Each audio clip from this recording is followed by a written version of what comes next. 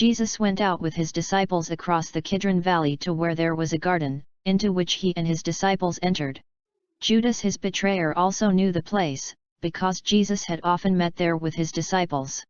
So Judas got a band of soldiers and guards from the chief priests and the Pharisees and went there with lanterns, torches, and weapons. Jesus, knowing everything that was going to happen to him, went out and said to them, "Whom are you looking for?" They answered him, Jesus, Jesus, the Nazarene.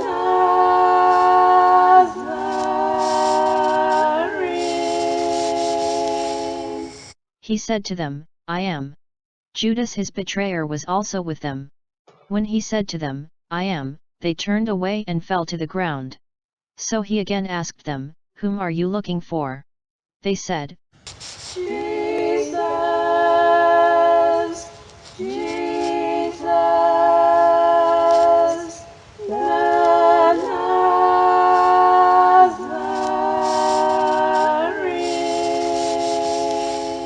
Jesus answered, "I told you that I am. So if you are looking for me, let these men go." This was to fulfill what he had said, "I have not lost any of those you gave me." Then Simon Peter, who had a sword, drew it, struck the high priest's slave, and cut off his right ear. The slave's name was Malchus. Jesus said to Peter, "Put your sword into its scabbard. Shall I not drink the cup that the Father gave me?" So the band of soldiers, the tribune and the Jewish guards seized Jesus, bound him, and brought him to Annas first. He was the father-in-law of Caiaphas, who was high priest that year. It was Caiaphas who had counseled the Jews that it was better that one man should die rather than the people. Simon Peter and another disciple followed Jesus. Now the other disciple was known to the high priest, and he entered the courtyard of the high priest with Jesus. But Peter stood at the gate outside. So the other disciple, the acquaintance of the high priest, went out and spoke to the gatekeeper and brought Peter in. Then the maid who was the gatekeeper said to Peter, Are you not one of these man's disciples? He said, "I am not." Now the slaves and the guards were standing around a charcoal fire that they had made, because it was cold, and were warming themselves. Peter was also standing there keeping warm. The high priest questioned Jesus about his disciples and about his doctrine. Jesus answered him, "I have spoken publicly to the world. I have always taught in a synagogue or in the temple area where all the Jews gather, and in secret I have said nothing. Why ask me? Ask those who heard me what I said to them.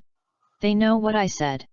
When he had said this, one of the temple guards standing there struck Jesus and said, "Is this the way you answer the high priest?" Jesus answered him, "If I have spoken wrongly, testify to the wrong, but if I have spoken rightly, why do you strike me?" Then Annas sent him bound to Caiaphas the high priest. Now Simon Peter was standing there keeping warm. And they said to him, Are you not one of these man's disciples? He denied it and said, "I am not." One of the slaves of the high priest, a relative of the one whose ear Peter had cut off, said, "Didn't I see you in the garden with him?" Again Peter denied it. And immediately the cock crowed. Then they brought Jesus from Caiaphas to the praetorium. It was morning. And they themselves did not enter the praetorium, in order not to be defiled so that they could eat the Passover. So Pilate came out to them and said, "What charge do you bring against this man?" They answered and said to him, If this fellow were not, if this fellow were not a criminal, we would not have handed him over to you. At this, Pilate said to them, "Take him yourselves, and judge him according to your law." The Jews answered him, "We do not have the right to execute anyone." In order that the word of Jesus might be fulfilled that he said, indicating the kind of death he would die. So Pilate went back into the praetorium and summoned Jesus and said to him, "Are you the king of the Jews?" Jesus answered, "Do you say this on your own or have others told you about me?" Pilate answered, "I am not a Jew, am I? Your own nation and the chief priests handed you over to me. What have you done?" Jesus answered, "My kingdom does not belong to this world. If my kingdom did belong to this world, my attendants would be fighting to keep me from being handed over to the Jews. But as it is, my kingdom is not here." So Pilate said to him, "Then you are a king." Jesus answered, "You say I am a king. For this I was born and for this I came into the world, to testify to the truth. Everyone who belongs to the truth listens to my voice." Pilate said to him, "What is truth?" When he had said this, he again went out to the Jews and said to them, "I find no guilt in him. But you have a custom that I release one prisoner to you at Passover. Do you want me to release to you the king of the Jews?" They cried out again, Lord, not this man. Now Barabbas was a revolutionary. Then Pilate took Jesus and had him scourged. And the soldiers wove a crown out of thorns and placed it on his head, and clothed him in a purple cloak. And they came to him and said, Hail, King of the Jews! Hail, King of the Jews! Hail, King of the Jews! Hail, King of the Jews! And they struck him repeatedly. Once more Pilate went out and said to them, "Look, I am bringing him out to you, so that you may know that I find no guilt in him." So Jesus came out, wearing the crown of thorns and the purple cloak. And he said to them, "Behold, the man." When the chief priests and the guards saw him they cried out, Away, away with him, crucify him. Pilate said to them, "Take him yourselves and crucify him. I find no guilt in him." The Jews answered, "We have a law, and according to that law he ought to die, because he made himself the Son of God." Now when Pilate heard this statement, he became even more afraid. And went back into the praetorium and said to Jesus, "Where are you from?" Jesus did not answer him. So Pilate said to him, "Do you not speak to me? Do you not know that I have power to release you and I have power to crucify you?" Jesus answered him, "You would have no power over me if it had not been given to you from above. For this reason the one who handed me over to you has the greater sin." Consequently, Pilate tried to release him, but the Jews cried out, "If you release him, you are not a friend of Caesar. Everyone who makes himself a king opposes Caesar." When Pilate heard these words he brought Jesus out and seated him on the judge's bench in the place called Stone Pavement, in Hebrew, Gabbatha. It was preparation day for Passover, and it was about noon. And he said to the Jews, "Behold, your king." They cried out, Away, away with him, crucify him. Pilate said to them, "Shall I crucify your king?" The chief priests answered, "We have no king but Caesar." Then he handed him over to them to be crucified. So they took Jesus. And, carrying the cross himself, he went out to what is called the place of the skull, in Hebrew, Golgotha. There they crucified him, and with him 2 others, one on either side, with Jesus in the middle. Pilate also had an inscription written and put on the cross. It read, "Jesus the Nazarene, the King of the Jews." Now many of the Jews read this inscription, because the place where Jesus was crucified was near the city, and it was written in Hebrew, Latin, and Greek. So the chief priests of the Jews said to Pilate, "Do not write the King of the Jews, but that he said, I am the King of the Jews." Pilate answered, "What I have written, I have written."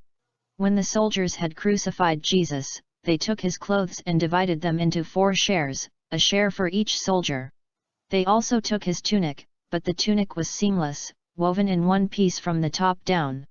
So they said to one another, "Let's not tear it, but cast lots for it to see whose it will be," in order that the passage of Scripture might be fulfilled that says, they divided my garments among them, and for my vesture they cast lots. This is what the soldiers did. Standing by the cross of Jesus were his mother and his mother's sister, Mary the wife of Clopas, and Mary of Magdala. When Jesus saw his mother and the disciple there whom he loved, he said to his mother, "Woman, behold, your son." Then he said to the disciple, "Behold, your mother." And from that hour the disciple took her into his home.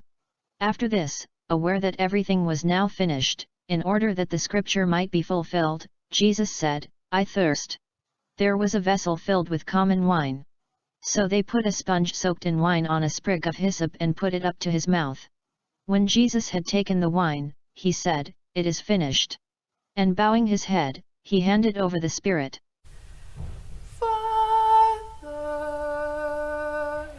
into your hands I commend my spirit.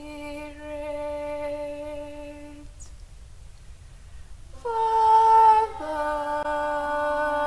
into your hands I commend my spirit.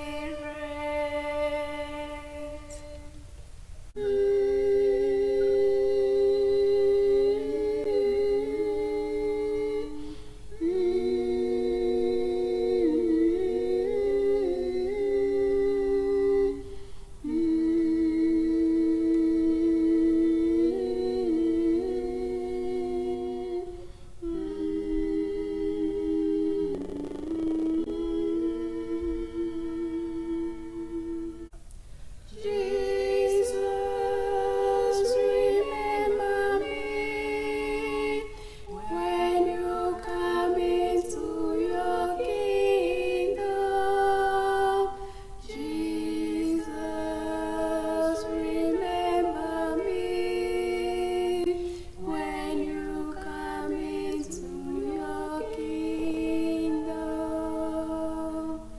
Now since it was preparation day, in order that the bodies might not remain on the cross on the Sabbath, for the Sabbath day of that week was a solemn one, the Jews asked Pilate that their legs be broken and that they be taken down. So the soldiers came and broke the legs of the first and then of the other one who was crucified with Jesus. But when they came to Jesus and saw that he was already dead, they did not break his legs. But one soldier thrust his lance into his side, and immediately blood and water flowed out. An eyewitness has testified, and his testimony is true. He knows that he is speaking the truth, so that you also may come to believe. For this happened so that the scripture passage might be fulfilled, not a bone of it will be broken. And again another passage says, "They will look upon him whom they have pierced." After this, Joseph of Arimathea, secretly a disciple of Jesus for fear of the Jews, asked Pilate if he could remove the body of Jesus. And Pilate permitted it. So he came and took his body. Nicodemus, the one who had first come to him at night, also came bringing a mixture of myrrh and aloes weighing about 100 pounds. They took the body of Jesus and bound it with burial cloths along with the spices, according to the Jewish burial custom. Now in the place where he had been crucified there was a garden, and in the garden a new tomb, in which no one had yet been buried. So they laid Jesus there because of the Jewish preparation day, for the tomb was close by.